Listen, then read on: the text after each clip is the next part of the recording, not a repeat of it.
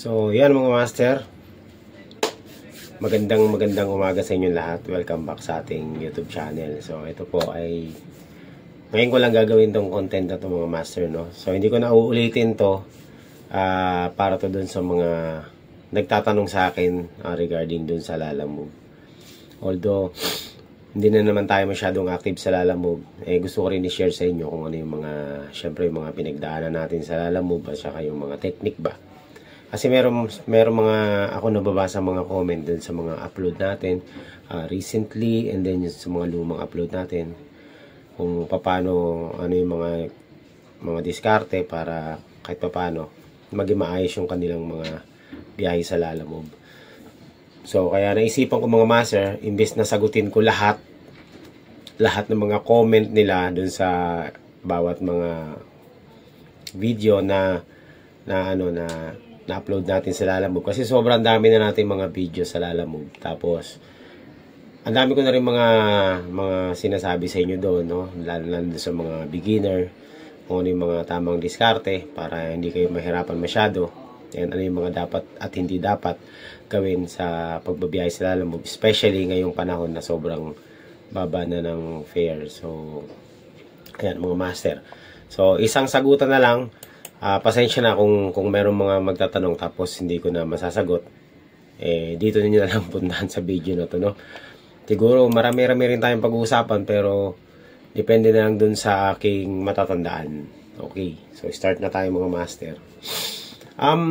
Meron kasi mga nagtatanong ano ba yung mga tamang diskarte, lalo na kapag baguhan ka pa lang sa Lalamove, no? Yung ano yung mga dapat na gawin para makaiwas sila sa mga hindi sila masyadong mahirapan sa ano yung dapat na biyahe na kunin, ano ba dapat, long ride ba or short ride, ano daw ba yung pooling service, at ano ba ang best time na maglalamove, maganda ba sa gabi, ano ba maganda, weekend ba o weekday. So ito kwento ko na lang sa inyo ang mga diskarte ko, para naman kahit paano baka yung iba makarelate, kahit na yung mga luma na medyo nahihirapan pa rin sa Lalamove mga master.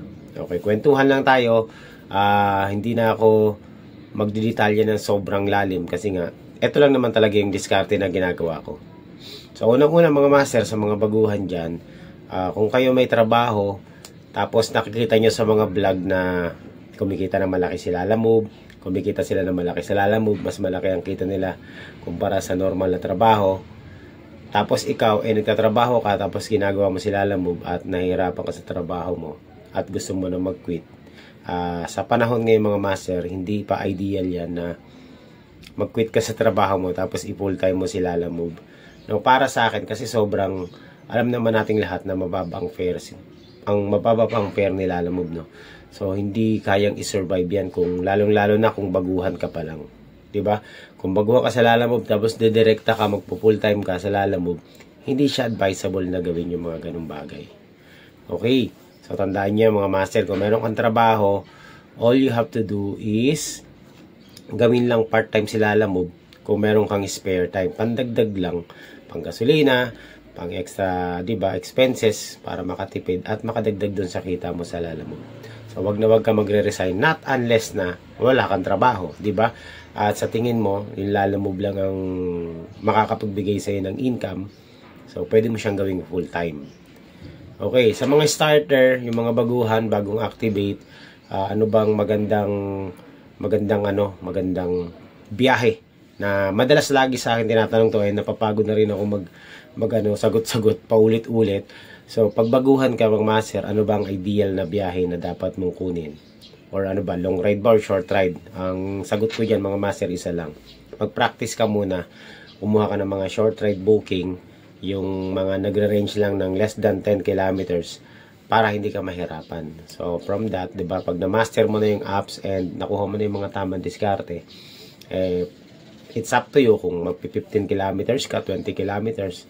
So depende sa iyo kung ano yung trip mo, kapag medyo okay na yung yung booking mo. Okay.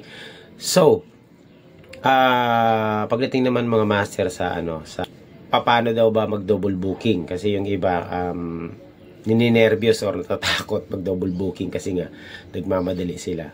So mga master, dun sa mga baguhan, i-maximize nyo or gamitin nyo yung double booking or kahit na quadruple booking pa yan, pwede nyong gawin yan as long as na kailangan kahit pa paano, no, i-advise nyo rin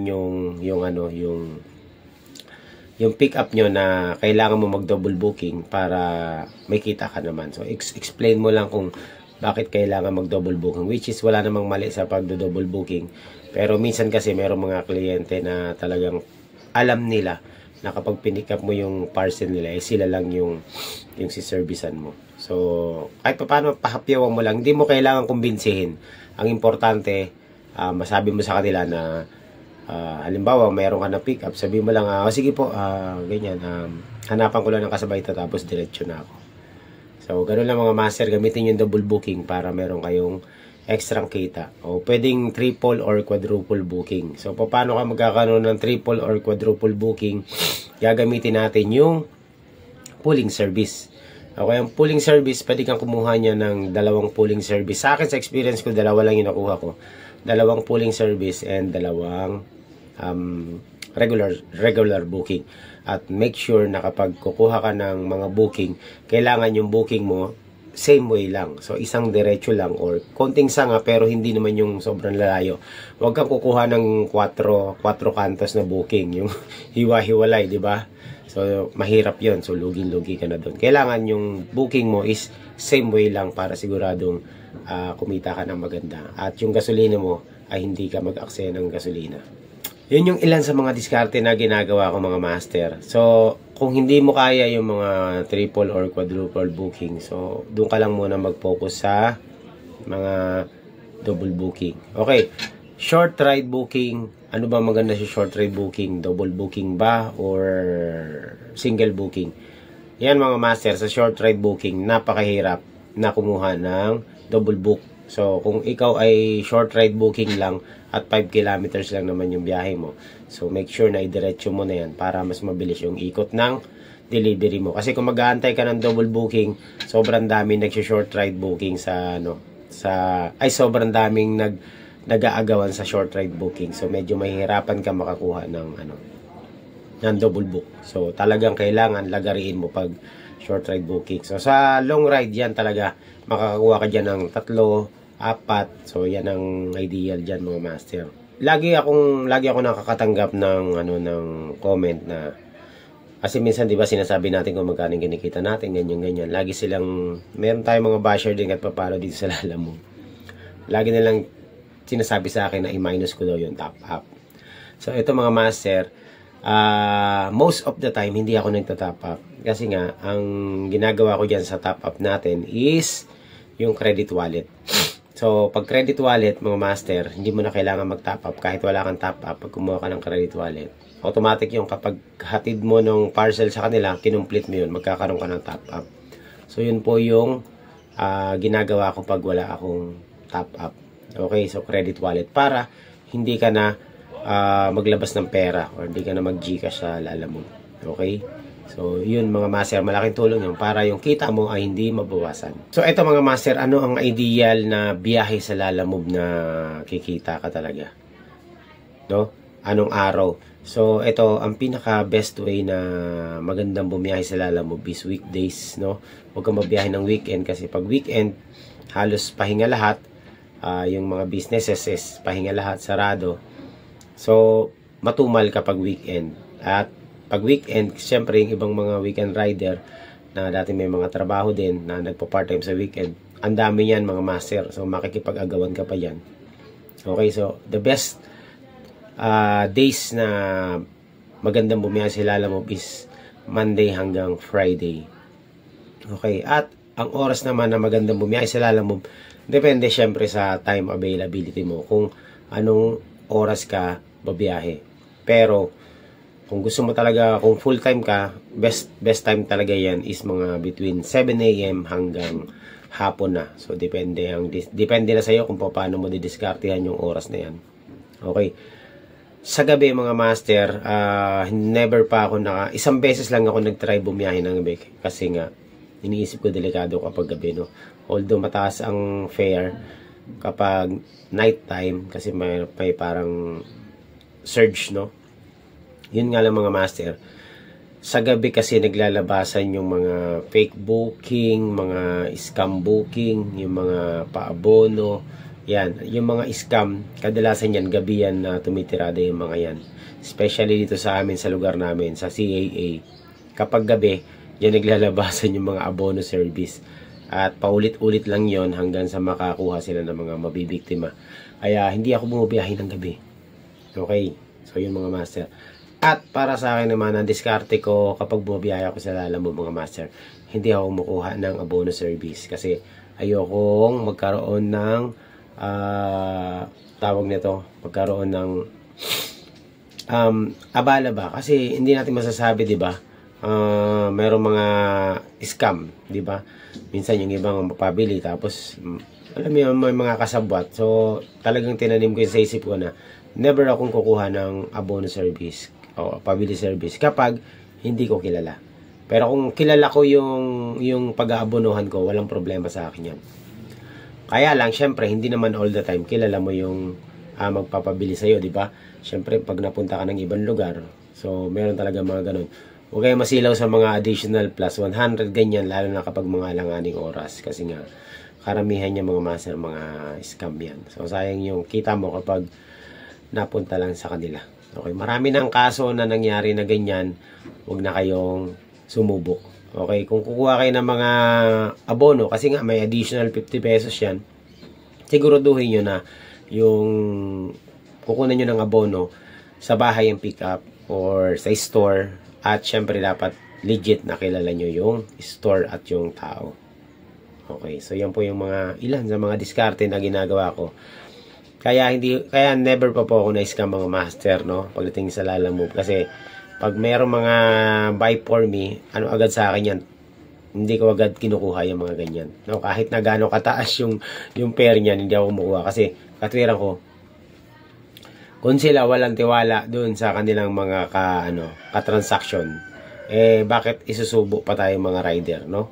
So, inuulit ko lang mga master. Ulit-ulit ko lang sinasabi to na sila yung nakikipag-transact sa kanilang ka-negosyo or buyer, sila dapat yung mag-take ng risk. Wag yung rider ang isusubo nila. Kasi kapag scam yung kausap nila or scam yung buyer, sino bang mananagot yan? Walang iba kundi si rider. Okay, di ba? Pag na-scam kayo, kawawa talaga, di ba? Ang dami nang nag-iiyakan ng mga ganyan. Kaso lang yung iba mga walang dala. Okay. So, yun mga master, ha? Tandaan yan. Lalo na sa mga baguhan. Okay, ito pa mga master, para makaiwas kayo sa palpak na booking. Ako kasi mabagal ako kumuha ng booking mga master. You know why? Kasi nga nagbabasa ako ng details. Okay, binabasa ko yung address, tinitingnan ko kung saan yung address, tinitingnan ko kung ano yung details. Kasi, sa pagbabasa mga master, may laban ka dyan, di ba? Para pagdating mo doon sa pick up mo at kung mayroong mga misunderstanding, at least mapapakita mo sa kanila yung proof na wala silang nilagay na details. Pwede kang tumanggi sa mga booking na bawa, overweight or oversize. Di ba? Pag nagalit sa'yo, pwede mong i-contest yun kasi wala silang nilagay na details. Wala silang nilagay na sizes, di ba? So, make sure na babasahin mo yung mga details para hindi ka mapasama. Okay? Pero kung talagang hindi mo na maiwasan, kasi meron talagang mga kliyente na talagang pasaway, di ba? Na pinipilit nila, sa akin, dyan papasok yung manghihingi ka ng additional. Hindi naman masama yung mga master, manghihingi ka ng additional. Kasi nga, syempre, tayo yung magdadala, alam natin sa sarili natin yung kapasidad natin. So, kung ano yung hihingin mong pabor para sa'yo, pag hindi kayo nagkasundo, huwag mo nang pilitin. Okay? Okay lang manghingi ng additional. Although sa Lalamove policy kasi bawal yan. Pero tayo kasi yung mahihirapan diba? Kung talagang there is no way na i-cancel mo na kasi nga sabihin na natin na mababa na yung ratings mo, nakailang cancel ka na and makikipagsapalaran ka dun sa fare. So make sure mag-demand ka rin, diba? Hindi yung sunod ka lang ng sunod. Okay? So tandaan nyo mga master Ako ginagawa ko yan mga master paminsan-minsan. Pero most of the time talaga nagka-cancel ako kapag talagang hindi ko talaga trip yung booking.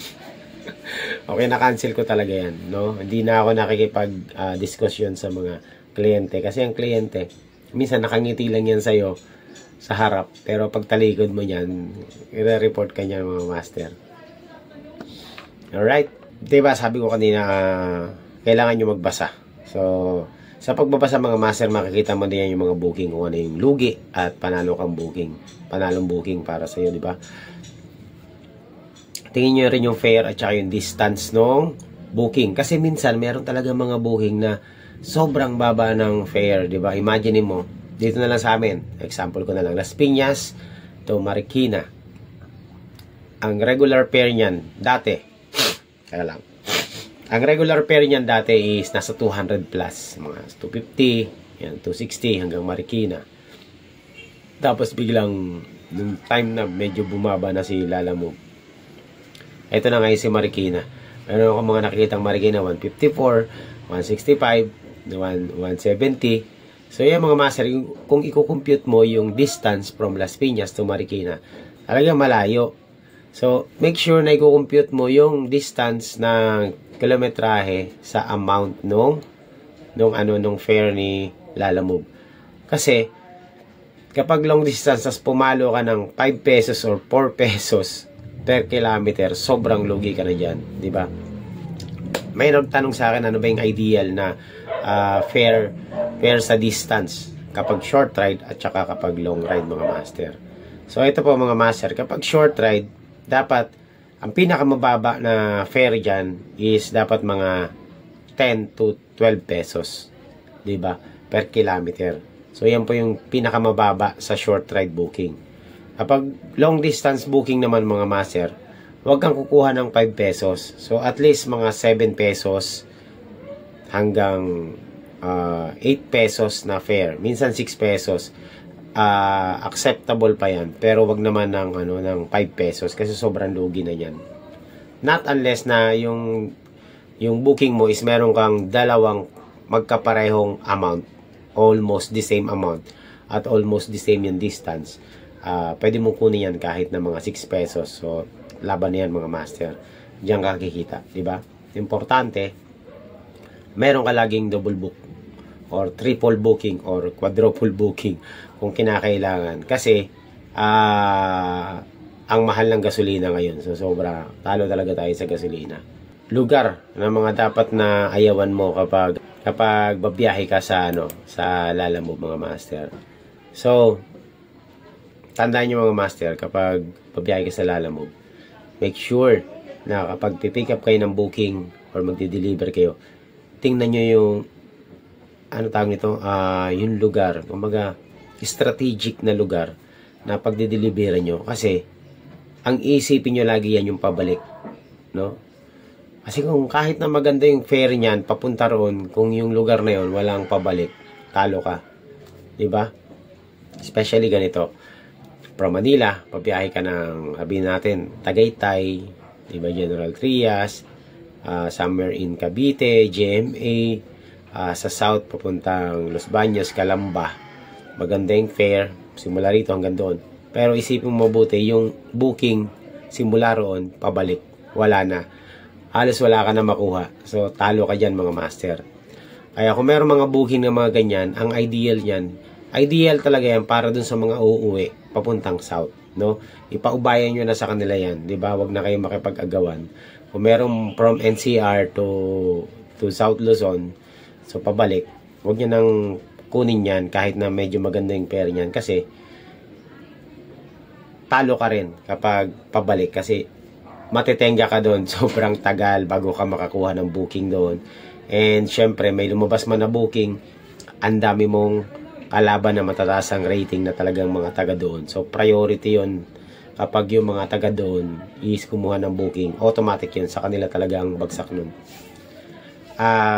Been there, done that. Kaya wag yun ang ulit-ulitin. No? Strategic place lang, lalo na kapag taga-NCR ka. Pumili ka na ng mga lugar kung saan kabisado mo. Halimbawa, kung Las Piñas ka, mga nearby lang, Parañaque, Bacoor, Muntinlupa, Taguig, Makati, Pasay, Manila, Yan yung mga napapalibutan ng lugar mo. So, I suggest dun sa mga baguhan, kung ano yung lugar mo, umikot ka lang dun sa paligid ng lugar mo para hindi ka masyadong malito at para makabisado mo yung lugar mo. Okay, yan yung mga mas mapapadali yung pagbabiyahe mo mga master. At ito na isa pa sa mga dapat nyong gawin, huwag lang kayong basta-basta kuha ng booking mga master. No?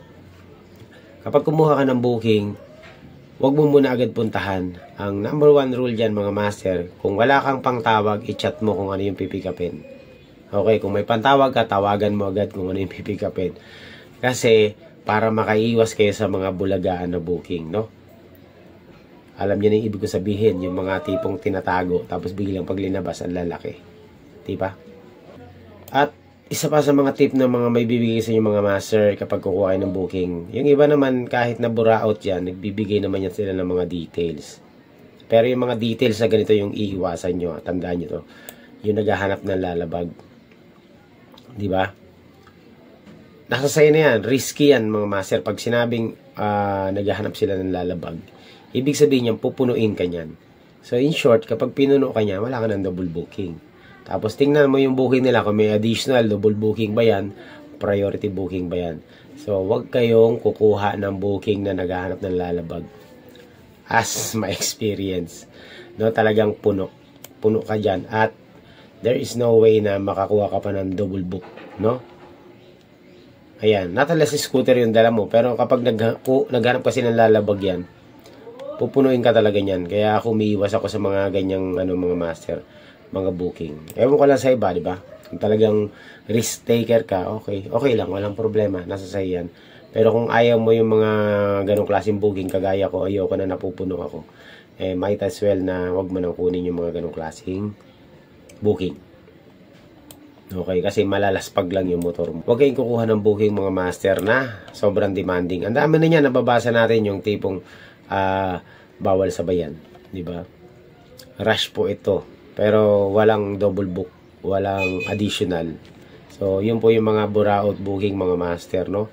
Na talaga naman, kapag sinabayan mo yun, i-report ka. Been there, done that, mga master. Na-experience ko na lahat yan, kaya huwag nyo na pong ulitin, no? Not unless na yung naghahanap ng rush delivery or priority delivery is merong additional na same as the amount of the fare sa Lalamove. So, walang problema doon kahit idiretso mo na yun. Pero meron mga iba talaga na makukulit ng mga rider na kinukuha pa rin yun, no? Kinukuha pa rin. Ang dahilan naman nila is meron na silang load. Okay lang yun mga master kung meron ka ng load. So, kung meron ka ng sakay, edi sige, tirahin mo na. Pero, kailangan, i-priority mo pa rin yung priority. Di ba? Not unless na mas malapit yung unang sakay mo. So, yun na yun. I-deliver mo ng una. Nasabi ko na ba lahat? Marami pa diba? Iwas kayo sa mga demanding booking, mga master. Yan lang ang paraan para hindi kayo hindi sumakit yung ulo nyo sa Lalamove, diba? So, meron kasi mga nagbo-book na kala nila kapag naglagay sila ng priority is ikaw lang or sila lang yung isi-service mo or parang nabili ka na nila. Diba? Meron mga gano'n, marami mga gano'n, nakaranas na rin ako niyan. Diba? So, keep distance kayo dyan mga master. At eto pa, ang isa sa pinakamahalagang booking mga master, diskarte. No? Para hindi kayo magkaroon ng problema. Huwag kayong kukuha ng pagkain na booking tapos long ride. Sobrang taas ng risk yan mga master. Pag mga pagkain, yung mga masisira, may mga sabaw, tapos ang distance ng biyahe is mga 20 kilometers to 30 kilometers. Kahit na bababa yung rating mo, ipakancel mo na yan, makipag-usap ka na ng maayos. Kasi mga master, sobrang risky ng pagkain, lalo na kapag long ride. Andiyan yung potential na masira, matapon, ma-damage. So, syempre, kapag ganyan, alam mo na ang mangyayari sa dyan, mga master. Diba? Isa pang pagkain yung cake. Huwag kayong kukuha ng cake. Alam ng lahat yan na kapag ang cake, sobrang risky. Kaya kung baguhan ka, tapos nakakita ka ng booking na cake at walang kumukuha, tapos na-tempt kang kunin, huwag mo nang kunin yung cake na yan kasi sigurado problema lang yan mga master. Okay? So, ngayon, kung surprise yung cake, pagdating doon sa pick up at alam mong cake yung yung ibubuk, explain mo sa kanila. 'Di ba? Paliwanag mo sa kanila yung risk ng cake. Ngayon, kapag pinili talaga nila na dalhin mo, sabihin mo na agad sa kanila yung mangyayari. Sabihin mo, masisira ito or hindi ka sigurado makakarating ng buo yung cake. Ganun lang, takutin mo na sila kasi totoo naman na mangyayari talaga na kapag yung cake, masisira talaga yan, no? At sabihin mo rin na hindi dapat sa motor binubuk yung cake. Okay? So, when it comes to parcels, mga master, yung mga tawag nito, mga oversized na parcels, ako hindi talaga ako nagdadala niyan not unless na may additional or kaya ko siyang ilagay sa likod ko. So, alam naman natin na ang sukat ng parcels na idadala lang natin is mga 1.5 to 1.5 feet or 1.2 feet lang ang lapad at laki. So, kapag more than that size na, pwede mo nang itanggi yan or pwede mo nang i-consider as oversized booking. At syempre, dapat below 20 kilograms lang. Yun. And kapag pinilit nila, pwede ka mag-demand sa fare na dapat na ibigay sa mga master. So ako kasi, pag mga sobrang laki na, hindi na ako nakikipag-diskusyon dyan. Cancel na agad sa akin yan. No? Pero pag alam kong kaya kong dalhin at magaan naman at hindi makakabala sa akin, kinukuha ko yan. No? Kinukuha ko yan. Basta maganda yung fare. Pero pag pangit yung fare, cancel agad sa akin yan. Yan. So yan yung ilan sa mga diskarte na ginagawa ko mga master. Actually, marami pa akong mga ginagawa sa kalsada na para mapadali yung pagbabiyahe ko. No? Ganun, pero usually, dyan lang naman iikot yung mga galawan sa Lalamove mga master. Para sa akin, yung mga sinabi ko sa inyo mga master, kaya ako nasabi sa inyo, nabanggit. Kasi yan yung lagi kong ginagawa dito sa Lalamove. No? So sana, dun sa mga baguhan, mayroon kayo natutunan dito sa pinag-usapan natin at kahit pa paano siguro makapagbigay sa inyo ng guide. Sa pagkakatanda ko mga master, yan lang naman ang mga importanteng bagay. Meron yung mga risky na ng mga parcels. Kasi ako mga master, yung mga ibang kliyente kasi talaga nagpapadala ng mga balot na mga parcels.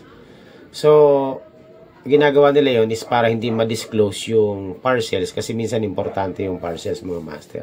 So ayaw nila na makita ng rider kasi baka yung iba pag-interesan, di ba? Marami mga cases ng mga ganyan na yung rider nag-interest sa mga parcels. Pero kung ikaw naman talagang mabuti yung hangad mo, pwede mong i-request yan na i-disclose yung, di ba, yung item. Kasi nakaranas ako niyan mga master na sobrang balot na balot yung item, no?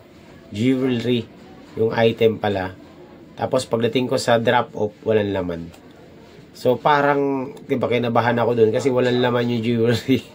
Binuksan nung receiver na kahon lang.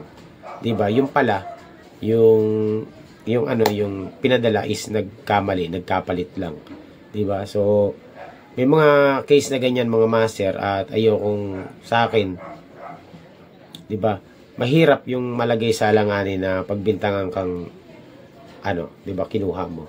So ako biglang buti na lang meron akong camera at napaturayan ko sa kanilang yun talaga yung yung pinadala sa akin. So good thing, honest din naman yung seller. Sinabi niyang naiwan dun sa bag niya yung binenta niya. So, pwede ka mag-request na i-disclose yung kung balot na balot yan for your own safety. Diba kasi hindi natin malalaman baka yung ipadala sa'yo is mga contraband. Ngayon, kung ayaw talaga nilang buksan, di cancel. Diba? Ganun lang naman Kasi sabihin mo, for your own safety, para alam natin kung ano yung dinadala natin. Okay? So, isa pa pala sa napaka-importanting bagay yan mga master. Lagi mong tatanungin kung ano yung dadalhin natin. Okay? Kasi may laban ka doon mga master. At napaka-importante talaga dun sa mga nagdi-deliver. Dapat meron kang camera. Hindi ko naman sinasabing kailangan mo ng magandang camera. Pero for ano, record purposes lang, di ba? Dapat meron kang kahit papaano, kahit ng mga mumurahing camera lang, every time na pipick up ka mga master, dapat maano mo, mabidyohan mo yung pick up mo para masiguro mo na yun talaga yung item. Para sa akin, ano, it's a must na magkaroon, di ba? Kasi yun ang laban natin. Marami ng mga loko-loko ngayon mga master. So tandaan nyo mga master, yung mga iiwasan yung mga booking ha, yung mga sinabi ko at yung oras, no? Nasa sa inyo na kung risk taker kayo, kuha kayo ng abono or kuha kayo ng mga alanganing lugar. Pero I suggest kung ayaw mo ng abala, sundin mo yung mga sinasabi ko sa iyo mga master. Sigurado yan, hindi ka sasakit ang ulo mo. Okay? So siguro yan, sapat na yan para naman na-share ko na sa inyo yung yung mga nalalaman ko, mga pinaggagawa ko sa Lalamove. Okay. Lastly, meron pa ba? Tingin ko wala na, no? So yun lang mga master, maraming salamat sa panonood at ayan, hindi ko na uulitin, hindi na ako sasagot sa mga comments, no? Yung mga tanong-tanong. I'm sure pag napanood mo yung video na to, pag tinapos mo yung video, nandito na lahat, no? Halos nandito na lahat. Kung meron ko pang mga ibang diskarte na gagawin, nasa sa'yo na yun, di ba? So, yun lang, maraming salamat at I hope meron kayo natutunan at nakapagbigay sa inyo ng awareness tong vlog na to. Okay, so yun lang mga master. Hanggang sa muli na biyahe, kita-kit sa kalsada. Bye-bye. God bless sa inyo lahat. Thank you sa suporta. And shoutout pala kay Sir Christopher sa sombrero na to binigay nyo. Ganda, di ba? Thank you.